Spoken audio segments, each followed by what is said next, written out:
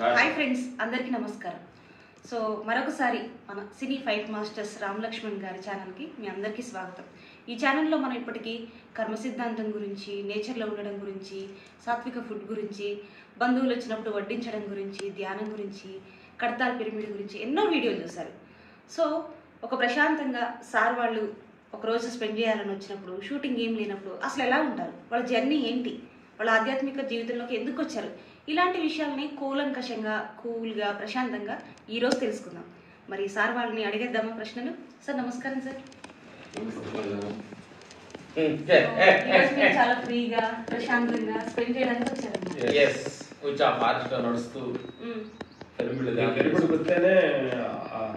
ప్రశాంతత అంటే ఉప్పొంగుతుంది.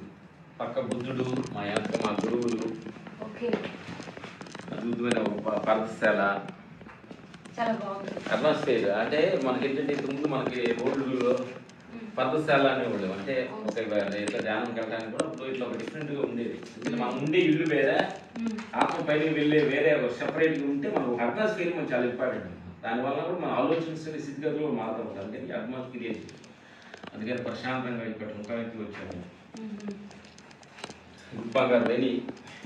సార్ మరి మామూలుగా సినీ ఫీల్డ్ లో మీరు చూడని హైట్స్ ఏం లేవు. మీరు వీళ్ళని ఒకసారి కలిస్తే చాలు అనుకుంటున్న వాళ్ళతోనే మీరు డైరెక్షన్ చేయించారు ఫైట్ మాస్టర్స్ గా. సో ఒక సినిమా ఫీల్డ్ ఉన్న వాళ్ళు ఒక ప్రశాంతంగా ఉన్న ఒక వీకెండ్ గడుపుదామంటే ఒక ఫామ్ హౌస్ కో, సిటీ అవుట్స్కట్స్ కో వెళ్ళి, ఒక వాటర్ ఫాల్స్ దగ్గరికి వెళ్ళి ఎన్నో ఉంటాయి మీకు ఆప్షన్స్. కానీ ఒక మెడిటేషన్ ఫీల్డ్లోకి ఇక్కడ అంత ఫెసిలిటీస్ కూడా ఏమి ఉండవు, అంటే నేచర్ ఉంటుంది. ఇక్కడికి వస్తే ఏంటి అంత ప్రశాంతత, ఏం దొరికింది మీకు ఇక్కడ? అంటే నేచర్ ఉన్న గొప్పతనం మనం తెలుసుకోవాలి. నేను వెదర్ మేము ఆ కొండలోకి వెళ్ళినప్పుడు చూసినప్పుడు వా అంటే మనం నేచర్స్ని మనం ఎప్పుడైతే ఎంజాయ్ చేయగలుగుతామో, నేచర్స్ని ఎప్పుడైతే మనం ఆహ్వానించగలుగుతామో, ప్రకృతి, నీరు, గాలి, ఆకాశం, అగ్ని, చెట్లు, కలకల్లాడే పక్షులు, మేము ఫాస్ట్లోకి వెళ్ళి చిన్నగా పక్షులు గొడవలు ఇవన్నీ చూస్తుంటే ఆనందంగా ఉంటాం. అందుకని మన మనుషుల మధ్యలోనే ఉండి వాడు అలాంటి వాడు ఆ మాట అన్నాడు, ఈ మాట అన్నాడు, ఇట్లా అన్నారు, అట్లా అన్నారని ఈ మనుషులు భేదాలు, ఆవిడ పెరిగాడు, తగ్గాడు, ఆ కారులో వస్తాడు, ఈ కారులో వస్తాడు, ఇట్లా అంటే చూడంగా మనకు సైకాలజీకి వస్తుంది. మనం ఒక కారు ఉంటుంది, మన మీద ఇంకో కారు వచ్చింది, మా అదే కొందామంటాము. అట్లా మనకంటే తక్కువ ఉంటాడు, ఎవరు కార్లు వెళ్తాం. అట్లా ఏంటంటే మనుషులు ప్రపంచంలో చూసినప్పుడు అంటే మన మైండ్ ఏమంటే షోమన్ డైమెన్షన్ వెళ్తూ ఉంటుంది. నా జీవితం ఏంటి, నేను ఎదగనా, ఇదేనా, అట్లా వెళ్తూ ఉంటుంది. ఎప్పుడైతే ప్రకృతి మరి ఎప్పుడైతే నేచర్స్లో మనం వచ్చామో ఆ డెఫినేషన్ మనకు కనిపించదు. చూస్తుంటే విశాలంగా ఉంటుంది, వైట్ లెన్స్గా కనిపిస్తుంది. అంటే పక్షులు, జీవరాశులు అయ్యే మనం ఎక్స్పెక్ట్ వాటిని మనం ఎక్స్పెక్ట్ చేయడానికి లేవు, వాటిని పోల్చుకోలేము. నేను ఒక పక్షిలాగా నేను ఉండాలనుకోం కదా, న్యాచురల్గా ఉంటాం. అందుకని ఎప్పుడెప్పుడు ప్రశాంతంగా మాకు షూటింగ్ లేనప్పుడు. ఇంకోటి ఏంటంటే తల్లి, ఒక కాస్ట్యూమ్ వేసుకుంటే, కాస్ట్లీ కాస్ట్యూమ్ వేసుకుంటే ఒక ఆనందం, ఆ రకమైన ఆనందం. తర్వాత కాస్ట్లీ కార్లు వెళ్తే ఒక రకమైన ఆనందం. లేకపోతే నగలు ఫుల్గా, వాచ్లు, కాస్ట్లీ వాచ్లు, ఇలాంటివి. అంటే ఏంటంటే డబ్బులు పెట్టి కొనుక్కొని ఆనందాన్ని మనం డబ్బులతో కొనుక్కొని సంతృప్తి పడుతున్నాడు. మేము నిన్న ఈవినింగ్ పిరమిడ్ ముందు కూర్చొని ఆ పౌర్ణమి చంద్రుడు అక్కడ మన కరెక్ట్గా పిరమిడ్ ఎదురుగానే ఉంటున్నాడు. అంటే ఒక్క మాలి ఆ స్పందన, ఆ సిచ్యువేషన్ చూస్తే మళ్ళా స్పందన అంటే దీనికి ఎన్ని కోట్లు వాల్యూషన్ ఇచ్చినా కానీ అంత తృప్తిగా దొరకదు. ఏంటంటే ఎందువల్లంటే ప్రతి వాళ్ళు ఈ ప్రాంగణంలోకి వచ్చి ఆ నెగిటివ్ తనాన్ని అంతా తీసేసుకొని ఒక పాజిటివ్ తనాన్ని, వైబ్రేషన్ క్రియేట్ చేస్తారు కదమ్మా. ఆ వైబ్రేషన్ క్రియేట్ అయినప్పుడు ఏంటంటే ప్రతి పడిసి కూడా ఈ ప్రాంగణంలోకి వచ్చినప్పుడే తెలియకుండా ఎక్కడో నీకు తెలియకుండా నీకు ఆనందం వస్తుంది. ఏదో ఒక వస్తువు ద్వారా వచ్చే ఆనందం ఏంటంటే అది కాదు. వస్తువులు ఏమి లేకుండా, అట్మాస్ఫియర్ ఏమి లేకుండా ఆనందపడుతున్నప్పుడు అది రియలిస్టిక్ ఆనందం.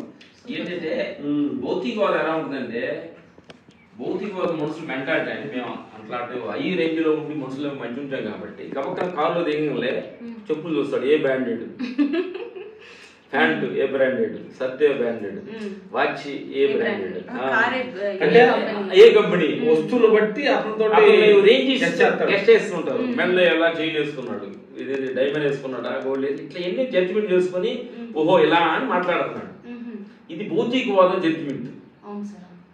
బయటికి కనిపించే వాటిని చూసి మాట్లాడేది ఒక జడ్జిమెంట్. ఇది అది ఆత్మకు ఒక జడ్జిమెంట్ ఉంది. అందరం ఒకటే. ఆత్మకి ఏంటంటే ఈ డ్రెస్సులు, ఈ కార్లు, ఇవనేది కాదు. ఇవనేది ఒక సముద్రం అలలాగా వచ్చి వెళ్ళిపోయాయి. ఏదో నాకు డబ్బు పేరు వచ్చింది, నాకు 2 కార్లు ఉండే, నాకు ఎందుకు లాస్ అయ్యింది, వాళ్ళు దీన్ని తీసుకెళ్ళిపోతారు, ఇట్లా అయిపోతుంది కదా. ఇది మన శాశ్వతం కాదని మన గురువులు, పెద్దలు, మహానుభావులు ఎంతో మంది, మన బ్రహ్మర్షి బృహస్పతి గారు ఆయన ఇన్న దేశాలు దిగారు, ఎంతో మందిని ఆత్మ పైన చేశారు. జేబులో 10 పైసలు ఉండదు. ఆయన ఏ ఇంటికి వెళ్ళి ఆయన ఇల్లే, ఇల్లు ఆయనదే. ఆయనకి వెళ్ళాడు, ఆ ఇంట్లో హ్యాపీగా ఉంటుంటాడు, హ్యాపీగా వాళ్ళ ఫ్యామిలీతో మాట్లాడుతుంటాడు, వెళ్తాడు నెక్స్ట్ ఊరు. అట్లా ఏంటంటే వాళ్ళకి ఏంటంటే ఆ బ్రాండెడ్ చూసే మెంటాలిటీస్ కాదు. ఆత్మస్థితిలోకి వెళ్ళే వాళ్ళు ఆత్మస్థితి చూస్తారు తప్ప బయట రూపాల నామాలను చూసి కేస్తారు మనుషుల్ని. ఈ ఆత్మస్థితిలో ఏంటంటే అది చూడటానికి తప్పు లేదు. అది ఆ బెమలో వెళ్ళిపోయి అలాంటిది అనుకున్నది జరిగితే హ్యాపీ, అనుకున్నది జరగకపోతే కుంగిపోవటం, ఇట్లా ఎన్నో పీపుల్ పెట్టేసరికి చాలామంది ఇబ్బంది పడుతున్న వాళ్ళకి ఫస్ట్ నుంచి కూడా ధ్యానం, ప్రశాంతత మంచిది అనేది అందరు చెబుతూ ఉన్నారు.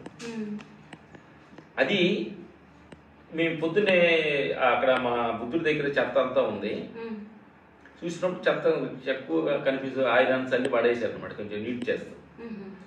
చూసినప్పుడు అట్లా ఉంది. పొద్దున్నే మేమందరం లేచి, మా డ్రైవరు మైనా మేమందరం లేచి మొత్తం లేచి ఒక 1 అవర్ మొత్తం క్లీన్ చేసాం. అప్పుడు అనిపించింది మన లోపల చెత్త అలా ఉంటుంది. ప్రతి మనిషికి కళ్ళు ద్వారా వచ్చేది కావచ్చు, చెవుల ద్వారా వినేది కావచ్చు, మాట ద్వారా వచ్చేది కావచ్చు, బాడీలో స్పేస్ ద్వారా వచ్చేది కావచ్చు, మనసు ద్వారా వచ్చేది కావచ్చు. కానీ అలా పెరిగిపోతున్నాం దాని చెత్తని మనం ఎలా ఎవరు తీయాలి? ఆ చెత్తను మనం తీసుకోవాలి. అది పత్రిసారు అంటారు, ధ్యానం అంటే చెత్తను తీసేసే విధానం. ఎగ్జాక్ట్ అదే చెప్పారు. ఆ చెత్తని ఏం చేయాలంటే తీసేయాలి. తీసేటప్పుడు చాలా మంది ఇంకో టెక్నిక్ 2 ఉంటాయి. ఒక కుప్పతోటి ఉంది, ఒక కుప్పతోటి అట్లా కుప్ప అంతా గట్టిగా ఉందనుకోండి, ఆ వాసన వస్తూనే ఉంటుంది. ఆ కుప్పని ఏం చేయాలంటే మొత్తం స్ప్రెడ్ చేసామనుకోండి, ఎండకి ఎండిపోతుంది. అక్కడ స్మెల్ రాదు. దాన్ని ఎంత కవర్ చేసుకుంటామో, కవరింగ్ అంటే నేను, నాది, నేను ఎవరో తెలుసా, నన్ను అంటావా అని కవరింగ్స్. ఇవన్నీ ఈ కవరింగ్స్ ఉన్నంతసేపు ఆ వాసన వస్తూనే ఉంటుంది. ఆ వాసన అహంకారమైన వాసన. ఇప్పుడైతే ఆ చెత్త వాసన, నేనే వాసన, నాది అనే వాసన, కర్త భావన వాసన, రాగదేశాల వాసన. ఇది నాది, అది నీది, ఇది నీది మంచిది, అది చెడ్డది, ఇది నావాడు, అతను మంచివాడు కాదు, ఇది నా ప్రాంతం, ఇంకో ప్రాంతం వేరు. ఎప్పుడైతే వేదాలు వాటిని 2గా చూస్తామో ఆ కుప్పంతా ఒకటికి అయిపోతుంది. అయిపోయినప్పుడు వాసన వస్తూనే ఉంటుంది. నాది అన్నప్పుడు మంచి వాసన వస్తుంది, నాది కాదు అన్నప్పుడు చెడ్డ వాసన వస్తుంది. 2 పక్కనే ఉన్నాయి కదా, నాది నీది అనే వాసన ఉన్నాయి కదా. ఇప్పుడు గురువులు ఏమంటారంటే ఆ చెత్త కుప్పని ఏం చేస్తారంటే కొంచెం పక్కన కొట్టేసి ఎండ పెట్టుకుంటారు. ఎండిపోతే మొత్తం గాలికి ఎగిరిపోతాయి. దాంతో ఇంకొక ఐడియా కూడా ఉందమ్మా. ఇంకొక ఎక్స్పర్ట్ ఏంటంటే మాకు ఒక మాల ఇంట్లో ఉన్నప్పుడు మావిడ గారు ఊరు వెళ్తూ ఏరియాలో పప్పులు బెల్లం ఒక డబ్బాలో పెట్టి ఇప్పుడు నీకు తినమని చెప్పి వెళ్ళింది. నేను ఒక 2 రోజుల తర్వాత డబ్బా ఓపెన్ చూస్తే డబ్బాలో ఎట్లా వెళ్ళినా సేమలు వెళ్ళిపోయి ఫుల్ సేమలు ఉండేది. వాటికి ఎంత తెస్తున్నా కానీ ఎన్నేం చేస్తే మనం కొడుతుంది, ఎంత తెస్తున్నా కానీ అది పోట్ల ఆటలో తిరుగుతున్నాయి, అక్కడ లోపల నుంచి తిరుగుతున్నాయి. అమ్మగారు ఇక్కడ సేవలు ఉన్నాయని మా అమ్మగారు అక్కడ ఉంటే అడిగితే ఏం చెప్తున్నాయి, దాన్ని ఎండలో కానీ పెడితే దాని అంతా డబ్బా కోట్ తీసేసి ఎండలో కానీ పెడితే ఆటోమేటిక్గా నీకు ఒక 10-15 నిమిషాలు కదా చూస్తే అన్ని ఎండలో నుంచి అన్ని వెళ్ళిపోయి. అట్లాగే మన ఇప్పుడు ఒక చిన్న అదే న్యాచురల్ ప్రక్రియ మనలో ఉండ నెగిటివ్ వైబ్రేషన్ అంతా కూడా, మనలో ఉండ నెగిటివ్ తనం, నేను నాదైన మమకారాలు అంతా కూడా మనం ఇంట్లో ఉండి ఎన్ని తిప్పుతున్నా కానీ అవి అట్లా తిరుగుతూ ఉంటాయి. కాబట్టి ఇట్లాంటి పెరుగుడు లోపలికి వచ్చి ఎండ పెట్టాలి, ఆ పెరుగుడికి వచ్చి ఆ మూత తీసేసి ఇట్లా ఓపెన్ చేసి కూర్చుంది. ఆ డేవిడ్ వెళ్తాయి, నువ్వు తీయాలని అవసరం లేదు, వాటికి హీట్ తగలాలి, వెళ్ళిపోతాయి. ఆ హీటే పిరమిడ్ హీట్, అదే పిరమిడ్ హీట్ అంటారు. అదే మనం కూడా ఏంటంటే అన్నింటిలో మనం కూర్చుంటే ఆ హీట్ పెట్టాలి. అసలు ఇది ఎందుకు, ఈ ఆలోచన ఎందుకు వస్తుంది, ఈ ఆలోచన మనకు అవసరమా కాదా, ఆలోచన ప్రతి ఆలోచనకు ముందు బ్రేక్ వేయాలి మధ్యలో.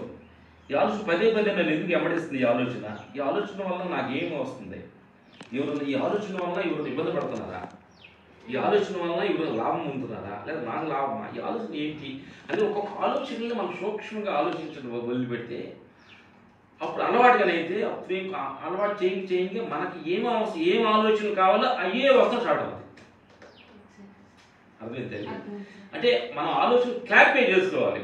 అలా వచ్చిన ఆలోచన అన్నిటికీ మనం చేస్తూ, వచ్చిన ఆలోచన అన్నిటికీ మనం ప్రాణం పోస్తూ, వచ్చిన ఆలోచనకి మనం ఏకోపించి ఫాలో అవుతున్నాం అనుకోండి, అటు చెడు ఆలోచనలన్నీ ఎక్కువ అయిపోతుంటాయి. అప్పుడు ఫిల్టర్ చేస్తూ ఉండాలి. ఇది ఆలోచన, ప్రతి ఆలోచనకి శక్తినిచ్చేది నువ్వే అనేది మాకు ప్రాణం పోయాలి. ఆలోచనని నువ్వు దాన్ని రుచి చేసుకోకపోతే దాని శక్తిని కోల్పోద్ది. థాట్ వచ్చిందమ్మా, ఒక కామ కోరికో, ఒక ఇంటి కోరికో, ఒక డబ్బు కోరికో, పదవి కోరికో అనుకో, వచ్చినమ్మనే దాన్ని మనం నెగ్లెక్ట్ చేసే దానికన్నా ఫోకస్ మన శక్తిని దానికి కూడా ఇగిపోతే అది పడిపోద్ది. ఆ కోరిక డిజాల్వ్ అవుతుంది, అంటే దానికి శక్తి ఎనర్జీ ఉండదు. దానికి ఒకే పదే తలుచుకొని ఇది ఉంటే నా మంచిది. ఏం లేదు, ఒక షాప్ లో అలా వెళ్తుంటారు, మీకైనా లేడీస్ బొమ్మకి మంచి డ్రెస్ వేస్తారు కదా, లేడీస్ జెంట్స్ కట్ వేస్తారు కదా, క్యాజువల్గా వెళ్ళినప్పుడు చూసినప్పుడు డ్రెస్ భలే ఉంది అనుకుంటాం. ఒక రోజు అది రోడ్లో నడిచి వెళ్తాం అనుకో, రెండో రోజు సూపర్ ఉందా అనుకుంటాం. అంటే క్యాజువల్ గా అనిపించింది, మరుసటి రోజు బాగుందని నువ్వు అయ్యావు కదా, భలే ఉంది అనుకున్నావు. మరుసటి రోజు ఈ డ్రెస్ నాకుంటే బాగుంది అనుకుంటావు. 3 రోజు వాకింగ్ లోనే, 4వ రోజు ఈ డ్రెస్ వేసుకుంటే నాకు ఆనందం అనుకుంటాం. ఎంత ఎక్కువగా లేకపోతే నేను ఉండలేనొచ్చింది. ఈ డ్రెస్ నా డ్రెస్ అన్నిటికంటే ఇదే ఇంపార్టెంట్, కొని తీరాల్సిందని వచ్చింది. ఇప్పుడు ఉన్న చదువుకోవడం, ఫీజు కట్టే ఇవి కంటే ఫస్ట్ అది ఆ డ్రెస్ అనిపిస్తుంది. దానికి ఇప్పుడు నువ్వు ఫస్ట్ ఏం పోతే కొంచెం ప్రాణం పోసావు, మరుసటి రోజు కొంచెం పోసావు, 10 రోజులు పోసిపోతే అది లేకపోతే నా జీవితం లేదని ప్రాణం పోసావు. తర్వాత ఇప్పుడు అంతా మనం దీన్ని మహానం తీసుకుంటామంటే ఆ డ్రెస్ లో జీవం లేదు, నీలో ఉన్న చైతన్యాన్ని దానికి నీ మనసుని దానికి పంపించి ఆ డ్రెస్ భలే ఉంది, చేతులు బాగుంది, ఇక్కడ కాపు బాగుంది, పైన దుప్పటి బాగా కలర్ బాగుంది అని మొత్తం చేసుకుంటే అందరూ నన్ను పొగుడుతారు, చూస్తారు. దాని ప్రాణం పోసావు నువ్వు. అప్పుడు పోసి అసలు ఈ డ్రెస్ నేను లేకపోతే నేను ఉండలేను. అదే బాగుంది. ఇదే అంటే ఊరకి డ్రెస్ ఉదాహరణ చెప్పాము. ఇదే మనుషుల్లో ప్రతిదీ, మనుషులు కావచ్చు, కారు కావచ్చు, ఎనీ తిండి కావచ్చు, ఇంక్లూడింగ్ చైర్స్ అన్ని. వీడియో షూటింగ్ అప్పుడు ఇవి ఉంటే బాగుంటుంది, అదైతేనే బాగుంటుంది. అది లేకపోతే చేయలేని పరిస్థితి వస్తుంది. అందుకని మేము మా మైనా ఏం చేస్తాడంటే న్యాచురల్ గా ఉంది మైనా అయితే సార్ ఇప్పుడు పత్రి సార్ మనకి ఈ లైఫ్ లో మనం